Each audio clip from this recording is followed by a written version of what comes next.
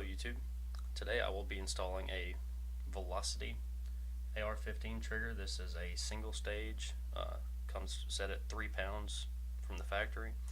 It is a complete drop-in unit, so it's going to be different than, and actually easier than some of the other triggers such as Geissele to install. I'll also be comparing it to a few other triggers that I have available, and we'll see how it goes.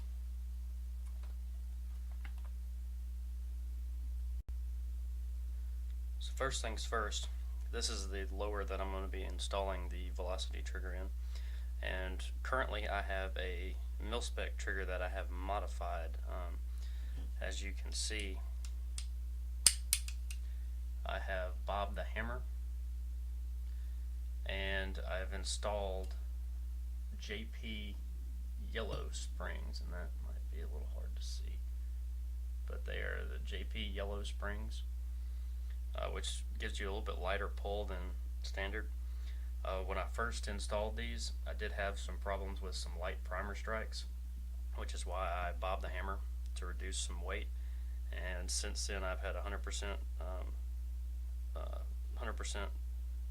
reliability. It's fired very well. It's a good all-around trigger. The springs cost about 10 or 12 bucks, and if you have a Dremel or a bandsaw or anything, you can cut off that hammer pretty easily, so it doesn't take much time to do. You can also install either a set screw or one of the Joe Bob's trigger adjustment screws inside the grip, which actually kind of preloads the trigger. It pushes up on the bottom of the trigger and gives you a little bit reduced pre-travel or take up. So anyway, let's see how this trigger does. We're going to pull it 3 times the trigger pull gauge and get a good good average, and then we'll install the Velocity trigger and see where it goes. This is a Squirrel Daddy trigger. I don't even know what you call it. It's like a hammer block or trigger block. It allows you to safely pull the trigger and drop the hammer with the lower not installed in an upper. It won't crack the lower or anything. You can get these on Amazon. It's nice to have. It's nothing real special, but it seems to work pretty well. It's just nice to have around if you don't want to always have an upper attached to the lower when you pull the trigger. So anyway, I've got my Lyman trigger pull gauge here. I just got this thing yesterday, so we'll make sure it's all clear and we'll see where we are. Alright, so I'm ready to go. We'll pull it 3 times and see where trigger weight is. It's 5 pounds 5 ounces.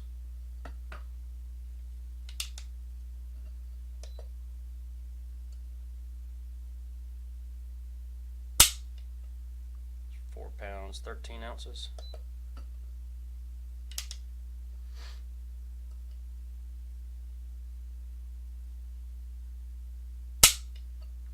It's 4 pounds 8 ounces.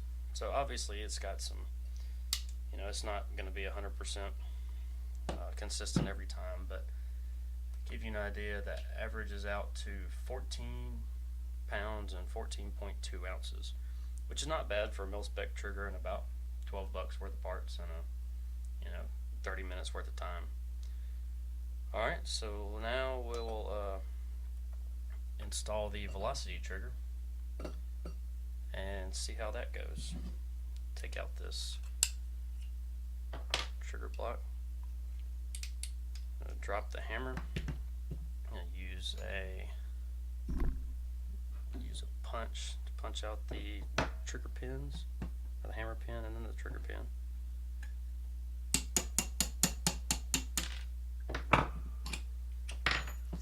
See, now you can see the yellow springs from the JP kit. You want to hold on to the trigger and hammer pins because we will be reusing those.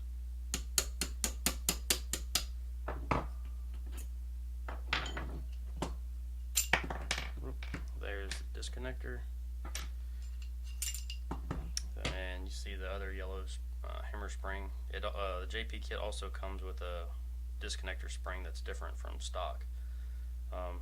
Also on this trigger, I did polish the sear surfaces just a little bit. I didn't do much to them. It's actually a pretty good trigger out of the box. Alright, so now we'll open up the Velocity trigger. What's so easy about this is you don't have to worry about lining up things separately like you do with the stock kit. You just drop it in and put the pins in, and there are two little holes on either side, and I will try and zoom in. Probably not enough light to tell. But right, let's see, let me get a pointer here. Right on either side, right there, and right there. Right there, there's two little spots for set screws to go into to actually hold it in place. Zoom back out here. So it's going to be pretty easy to install. Oh, forgot one step. I need to take out the grip, or take off the grip, take out the safety. So we're going to use, this is I believe it's a 3/16 Allen wrench.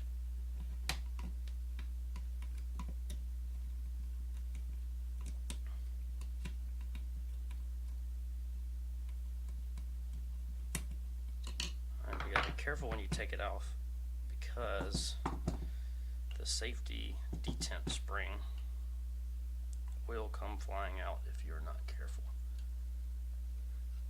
This trigger is really, this grip is really tight. Maybe I don't have the screw out all the way. Forgive me if I seem to be fumbling around. I'm trying to watch the camera and watch what I'm doing at the same time, and it doesn't always work out that way.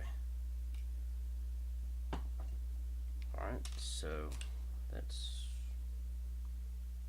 I just dropped the safety detent. I did. One of the downfalls of having holes in your bench for attaching different fixtures. Stuff will fall through them. Okay, so this is a ambidextrous safety. So I'm gonna have to punch out the roll pin. You know what? I may be able to get by without taking out the safety. We'll see how it works. So should be able to drop this in. Pretty tight fit actually. Okay. So these little sleeves have to be lined up even with the body, or else it may not go in very easily.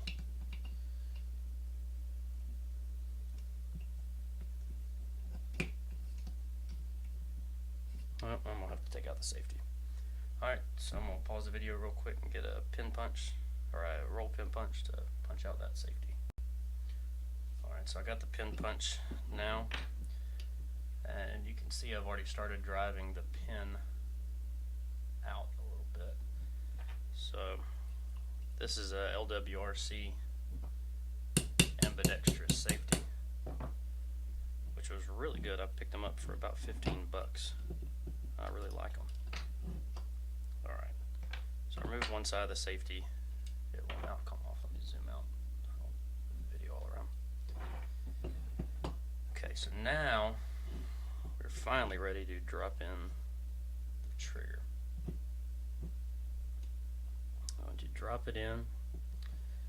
Going to put the pins in, which slide right in very easily. Okay, we're going to make sure that the pins are flush on either side of the receiver. Try and get some better light on this side as well. And these are the Allen wrench and the two set screws that come with the trigger. Don't let them fall through the holes on your workbench.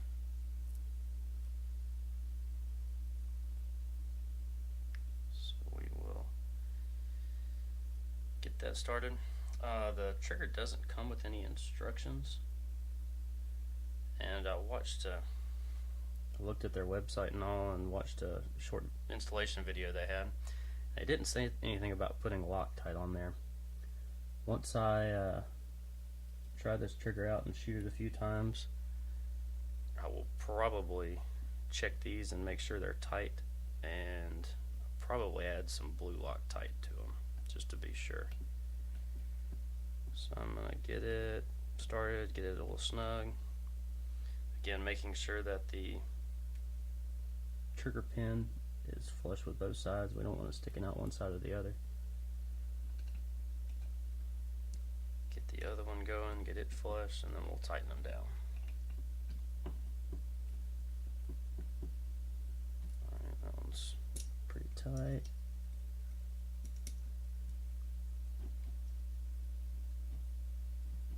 That one's pretty tight. These are small screws, so you don't want to crank on them. You just want to get them good and snug. Alright, so that's done. Put the safety back in. A little bit of a tight fit there.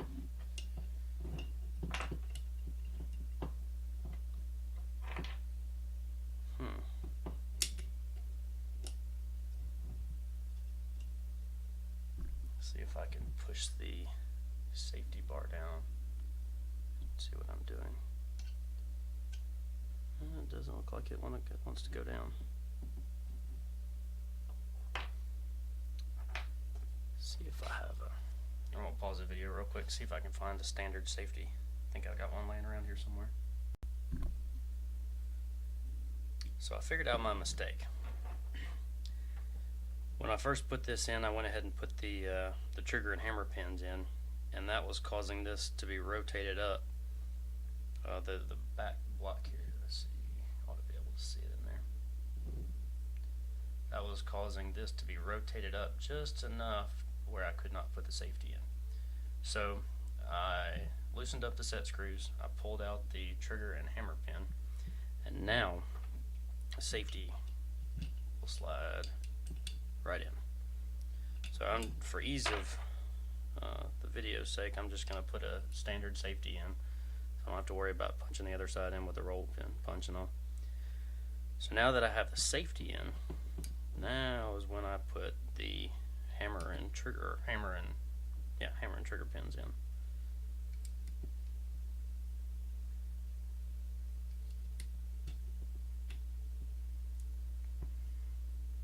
Then I will go back and tighten down these two set screws inside. So this is useful. You can learn from my mistake.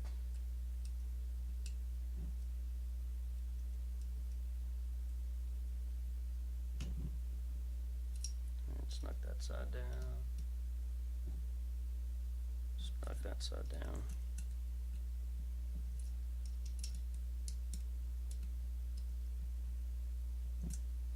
Alright. Now the safety will not come out because of the safety bar inside here. The safety bar that's inside here is pushing up on it. Alright, now we should be able to reinstall the grip. Forget to drop in the safety detent and the safety spring. Chase down all my parts. Safety detent spring. We'll go in here, make sure the spring is lined up, goes into the hole correctly. Go ahead and put it on safe so I won't accidentally drop the trigger before I get that hammer block in place.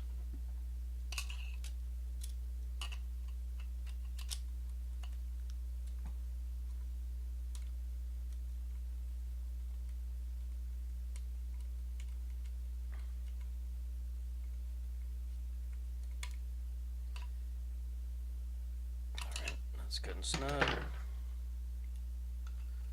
little plug back in place. Do a safety check. I really like the way that trigger feels. It's almost flat. I like flat triggers. It's not quite flat, but it's got a little curve to it, but it's very smooth. Alright, so safety check is good. Reset's good. Okay. So now, put in Squirrel Daddy hammer block. Move these other parts out of the way.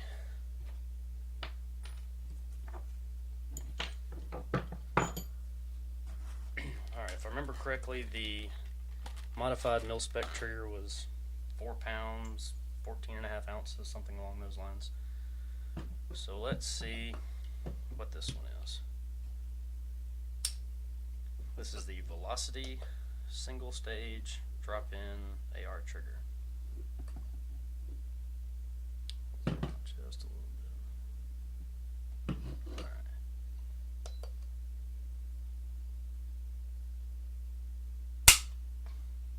Okay, so that's 3 pounds 10 ounces. It's supposed to be factory set at 3 pounds.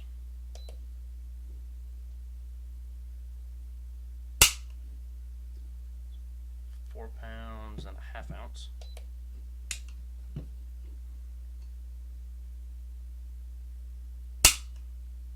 It's 3 pounds 8 ounces, which average out to be 3 pounds and 11 ounces. So that's quite a bit higher than it's advertised.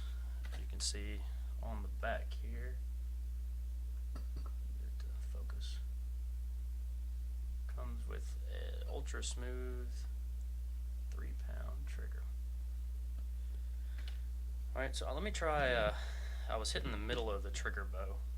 So let me try getting down toward the bottom and see if that will help.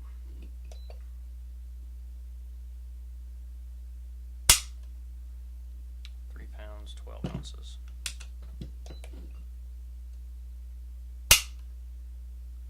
That's 3.5 pounds. That's more like it. 3 pounds 13 ounces, which averages out to 3 pounds 10 ounces. So still a little bit higher, a little bit more than 3.5 pounds.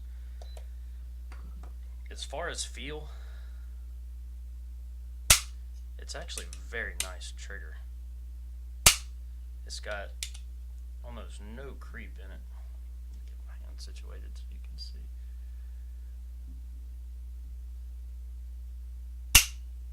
As you can see, it's got pretty much no movement in it before it fires. And the reset, it's a little bit, but it's not bad at all. It's actually really nice. So I like this trigger, especially for the price. I don't think I mentioned the price yet. I picked this up for $130 shipped, 129 something. For the price, I am very impressed. I would like to see it a little bit closer to the 3 pounds it's advertised, but I certainly can't complain for the price. This is kind of an all-around use AR. I could see it being very well suited for a precision gun, especially one that you didn't want to have just a super lightweight, under 3 pound trigger. As far as a hunting gun, this would be great for it. As a matter of fact, it may find a place in my 6.8 hunting AR at some point. Right now I've got a Geissele SDE in it. So because this video ran a little bit long because I ran into some trouble, I'm going to post a separate video with the comparison between a few other triggers. So stay tuned for that, and I'll get these posted quickly. Thank you. I forgot to mention that I will be posting some range video with this, some actual live fire video. As soon as I get a chance. It'll probably be a couple weeks. I got some stuff going on. I've got a 2-gun match at the K&M range just outside of Baker, Florida next weekend, which I'm really excited about. I will not be using this trigger, but I will be using a brand new trigger that I've never fired before in a match, and that's the Hyperfire HyperTouch 24C, which I'm really excited about. And in the next video I shoot, I will be comparing this trigger to that one, weight-wise, which I don't think it stands a chance, but this Velocity trigger is about half the price, almost half the price, a little over half the price, excuse me. So anyway, look forward to that, or look for that coming up. The next video I shoot here in a few minutes will be the trigger comparison video with this one and several others. Thanks for watching. Please subscribe and like the video if you got anything out of it. Feel free to leave comments down below. Love to hear what you think. Thanks.